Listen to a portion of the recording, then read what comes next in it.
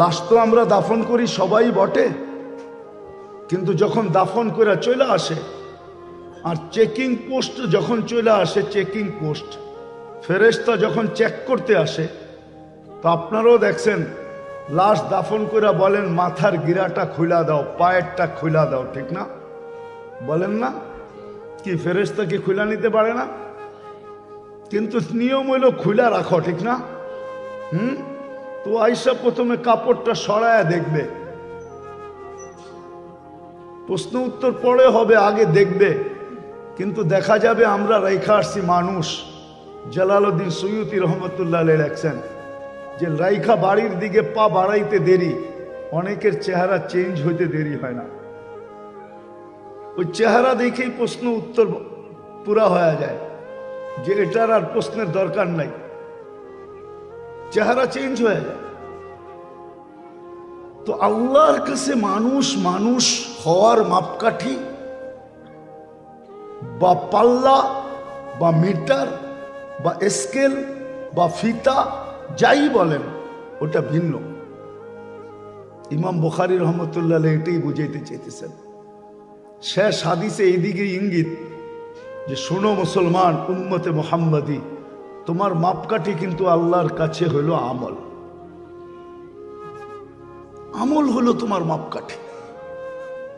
আমলের ভিত্তিতে তোমাকে মাপবে, আমল দিয়া তোমাকে মাপবে, আমলের মিটার দিয়ে তোমাকে মাপবে।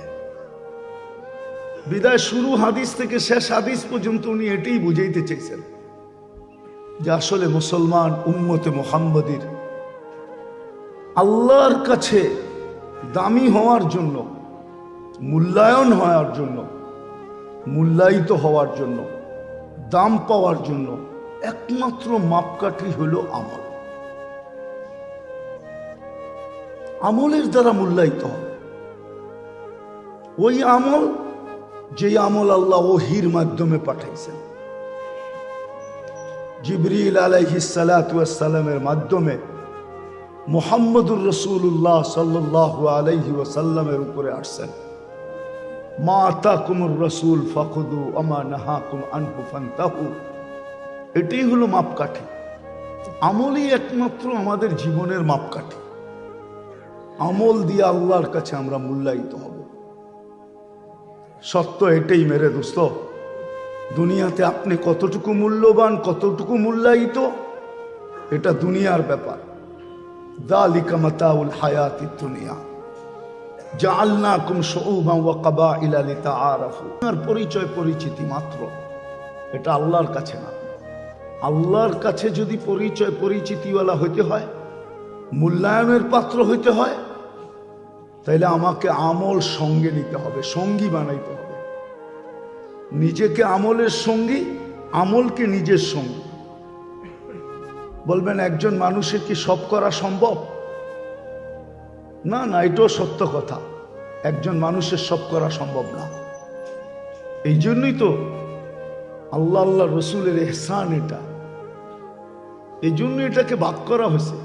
গরিবের জন্য একরকম, ধনীর জন্য একরকম, শাসকের জন্য একরকম, শাসিতের জন্য একরকম, নারীর জন্য একরকম, পুরুষের জন্য একরকম, যুবকের জন্য একরকম, বৃদ্ধের জন্য একরকম। পার্থক্য আছে। পার্থক্য যে নাই এরকম নাই। গরিবও জাকাত দিবে এরকম না, গরিব তো জাকাত খাবে, ধনী জাকাত দিবে। পার্থক্য তো আল্লাহ এই জন্যই দিছেন যে একজনের পক্ষে সবগুলা করা সম্ভব না। তো যেটা বুঝাইতেছিলাম, আমাদের আসলে আল্লাহর কাছে যদি মূল্যায়ন শুধু আমলের মাপকাঠি দ্বারা, আর কোনো জিনিসের ভিত্তিতে না। যেটা মৌলানা আমার আগে বলতেছিল, আমি তো একটা বলতেছি, উনি তো অনেকগুলা বলছে। আরেকটা শব্দ যোগ করা অবশ্যই দরকার, যে আমাদের আল্লাহর কাছে মূল্যায়িত হওয়ার মাপকাঠি ঈমান, আমল। ঈমান আর কি? ঈমান আর আমল। কেননা মুসলমানের ঘরে যখন অস্তিত্ব দিছেন, তো দুনিয়াতে আসতে দেরি, ঈমানের বাণী আমার কানে শুনাইতে দেরি হয় নাই।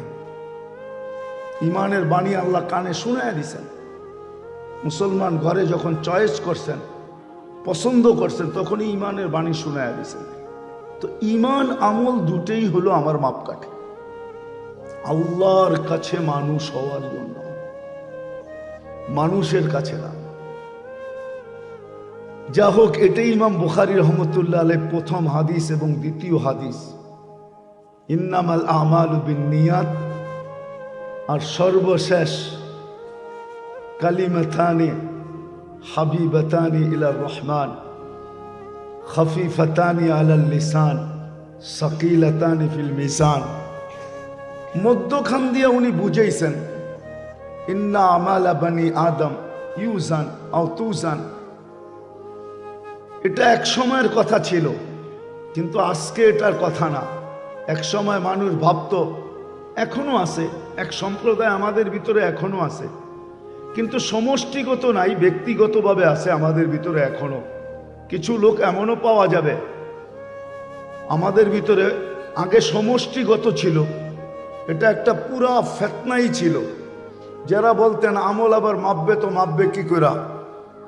কিন্তু এখন সমষ্টিগত নাই, জামাত হিসাবে নাই, কোনো পার্টি হিসাবে নাই, কিন্তু ব্যক্তি হিসাবে আমাদের সমাজে অনেক আছে, অনেক আছে। আবার ওনারা ওই লোকগুলাই আছে, গরিব খুব কম পাওয়া যাবে, উচ্চ শিক্ষিত উচ্চ লেভেলের লোকগুলাই বেশি পাওয়া যাবে, যারা উড়ায় দেয় আমল আবার মানবে কি করে। তো ইমাম বুখারী রহমতুল্লাহ আলাইহ এটাও বুঝাইতে চাইতেছেন। ইমাম বুখারী রহমতুল্লাহ আলাইহ উনি লম্বা করেন না, শর্টে বুঝাইছেন। নাইলে বিবেক দিয়ে চিন্তা করলে বোঝা যায়, এক ফোঁটা পানিকে যদি আল্লাহ এত সুন্দর একটা মানুষ রূপে বানাইতে পারে, তো উনি কি আমলকে মাপতে পারে না? না পারে না? হ্যাঁ, এতটুকু একটা চোখে যদি 13 কোটি ক্যামেরা সেট করতে পারে, তাইলে বুঝি এটা পারে না, ঠিক না? হ্যাঁ, এটা তো সুস্পষ্ট। বেশি কিছু তো আল্লাহর প্রমাণ করার জন্য লাগবে না। আল্লাহ তো বলবে তোকে এক ফোঁটা পানির থেকে, এক ফোঁটা পানিও তো না, পানিটা যখন মার পেটে যায় তো 2.5 থেকে 3 লক্ষ ডিম তৈরি হয়। একটা ডিমের থেকে মানুষ তৈরি হয়, ডাক্তারি শব্দে এটাকে ডিম বলে। একটা ডিম থেকে মানুষ তৈরি হয়, বাকিগুলা বিনষ্ট হয়ে যায়। এতটুক থেকে একটা মানুষকে এরকম তৈরি করলেন, 70, 80, 120 কেজি ওজনের মানুষটা এতটুকু একটা ছোট ডিম থেকে তৈরি করলেন। উনি বুঝি আমল মাপতে পারে না, কিন্তু এখন তো প্রযুক্তি আমাদের চক্ষু আরো ফুটিয়ে দিছে, ঠিক না? যদি তাপমাত্রা মাপা যায় তো আমল মাপা যাবে না কেন? তাপমাত্রা যদি মাপা যায়, বলের গতি যদি মাপা যায়, কি না গতি মাপা যায় না? কি বলেন, ক্রিকেটের বলের গতি মাপা যায় না? হ্যাঁ, ফুটবলের বলের ওয়েট মাপা যায় না? হ্যাঁ, পাও দিয়া কিক দিলে এটা কতটুকু ওয়েটে? মোহাম্মদ আলী কেলের ঘুষা যদি মাপা যায়, যে এক ঘুষিতে কতটুকু ওয়েট, এটা যদি মাপা যায়, আরো তো কত কিছু আছে। তাপমাত্রা, বাতাসের গতি যদি মাপা যায়, হাজারো জিনিস এখন টেকনোলজিতে প্রস্ফুটিত। তাহলে এগুলা যদি মাপা যায়, তো আল্লাহ মাপতে পারবেন না কেন? এই টেকনোলজির বিদ্যা কে দিছে? মেধা কে দিছে? তাইলে বোঝা গেল সুপার প্রযুক্তি রাইখা লো প্রযুক্তি আমাদেরকে দিয়া বুঝানোর জন্য দিছেন। সুপারটা কিন্তু আল্লাহর কাছে রাখা আছে। আপনাকে আমাকে যে প্রযুক্তিটা দিছেন এটা বেশি সুপার না, এটা লো প্রযুক্তি। আল্লাহ বলে সুপারটা আমার কাছে রাখা আছে, যেদিন মাপবো ওই দিন তুমি দেখবে। এই জন্য হাদিসে আছে শুধু আমল মাপবে না, এই উম্মতের আমল মাপবে প্রথমে। যদি আমলে পুরা না হয়, তা আল্লাহ বলবে প্রত্যেকটা আমল কিন্তু একটা একটা প্যাকেটে রাখা হয়। প্রতিদিন যা করেন প্রত্যেকটা, সুবহানাল্লাহ বলতেছেন আলাদা একটা প্যাকেটে, সুবহানাল্লাহ আবার বলতেছেন আলাদা একটা প্যাকেটে। তা আল্লাহ বলবে প্যাকেটগুলা উঠাও। তো প্যাকেটগুলো উঠাবে। যদি তাও না হয়, তা আল্লাহ বলে এইবার যে আমল করছে তাকে পাল্লায় উঠাও। তো ফেরেশতারা বলবে আল্লাহ একে উঠাবো কেন? তা আল্লাহ বললে যে আমল করছে তাকে উঠাবে না, এটা আবার কোন যুক্তি? আমল যে করলো তাকে তো সবার আগে উঠানো দরকার, ঠিক না? কি জামাইরে আগে আদর করে না অন্যের আগে আদর করে? তো আমল যে করলো তাকে তো আগে উঠানো দরকার ছিল। আমি তো সবার পরে উঠাইলাম। আবার ইনশাআল্লাহ ওই দিন ওয়েট কিন্তু আপনার এটা থাকবে না। এজন্য হাদিসে আছে কোরবানির গরু হুকুম হলো মোটা তাজা কিনো, ঠিক না? কি না একবারে হাড্ডি সার। কেন জানেন? কেন কিয়ামতের দিন এটাকে 70 গুণ করে ওয়েট করা হবে। তাহলে আপনাকেও আমাকে এইভাবে যতটুক আসি এতটুক ওয়েট করা হবে না, এটাকেও বাড়ায়া চড়ায়া ওয়েট করা হবে। তো হয়ে গেল আমল মাপা প্রমাণ। ইমাম বুখারী রহমতুল্লাহ এটাই বুঝাইতে চেয়েছেন।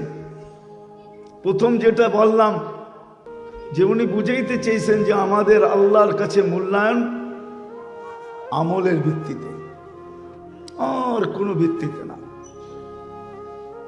তারপরে উনি দেখায় দিছেন আমল ছোট হইলেও কি হবে, ওয়েট কিরকম হবে এটাও দেখায় দিছেন যে আমল কিন্তু ছোট।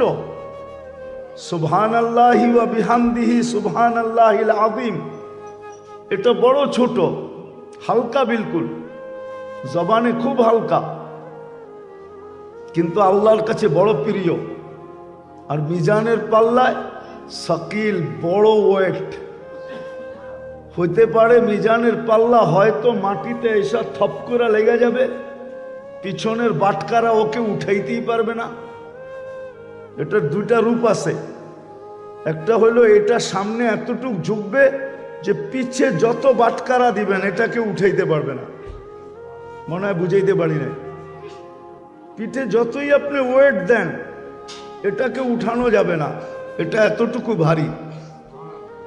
আর আরেকটা হইতে পারে এটার অর্থ যে অনেক সময় দেখা যায় যে ওয়েটের কারণে পাল্লার রশি ছিঁড়া যায়, এটাও সকিলাতানের ভিতরে পড়ে যে এতটুকু ওয়েট হবে। যদিও কালিমা তানি, দুটা কালিমা, দুটা শব্দ। ইমাম বুখারী রহমতুল্লাহ আলাইহি এটাই বুঝাইতে চাইছেন আমাদেরকে,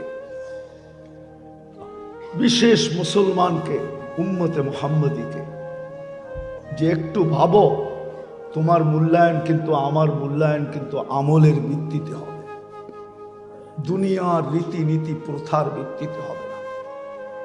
আর সত্য তো এটাই, যার কাছ থেকে আসছি তার কাছেই চলে যাব, বাইপাস করার কোনো সুযোগ নাই। এজন্য আল্লাহ চ্যালেঞ্জ দিছেন, আইনাল মাফার, কোথায় বাঁধবে? 800 কোটি মানুষ বর্তমানে দুনিয়াতে, সবাই মিলেও তো একটা সিঁড়ি মনে হয় আকাশ পর্যন্ত বানানো যাবে না। যাবে? আচ্ছা গেল মনে করলাম, আকাশে বাইগা যাবেন? আল্লাহ তো আগেই বলে দিছে লিল্লাহি মুলকুস সামাওয়াতি ওয়াল আরদ, আকাশও আমার, জমিনও আমার। তো গেলে তো আল্লাহর কাছেই যেতে হবে, ঠিক না? তো যাওয়ার তো কোনো সুযোগ নাই, ভাইগা যাওয়ার, বাইপাস করার কোনো সুযোগ নাই। আরেকটা কথা মনে বসাই, শেষ জায়গায় চলে আসছি, একটু পরেই দোয়া হবে। আরেকটা কথা দিলে বসাই, রব্বে কাবার কসম, লা তাজিরু ওয়াজিরাতুন বিজরা উখরা, কেউ কারো কিছু করার ক্ষমতা রাখে না। একজনেরটা দিয়ে আরেকজনের চলবে না। দুনিয়ায় চলে যেতে পারে, একজন কামায় 100 জন খায়, এটাও হইতে পারে। বাপের ধন দিয়া ছেলেও জমিদার হইতে পারে, বাপের বাড়ি দিয়া ছেলেও বাড়িওয়ালা হইতে পারে। এটা দুনিয়ার রীতি আর নীতি, কিন্তু আল্লাহর কাছে এরকম না। আল্লাহর কাছে যার যারটা তার তার। যদি এরকমই হইতো তাহলে কোরআন আমাদেরকে এরকম সুন্দরভাবে কোনোদিন বুঝাইতেন না। কোরআন বড় সুন্দরভাবে বুঝাইছে, বড় সুন্দর দৃষ্টান্ত দিয়া। জারাবাল্লাহু মাসালা ইমরাতা নূহ ওয়া ইমরাতা লূত, দুই নবীর স্ত্রীর উদাহরণ দিয়া বুঝাইছে যে নবীর স্ত্রী হওয়া সত্ত্বেও, অথচ নবীর স্ত্রী না শুধু, কোরআন বলে পোশাক, হুন্না লিবাসুল লাকুম,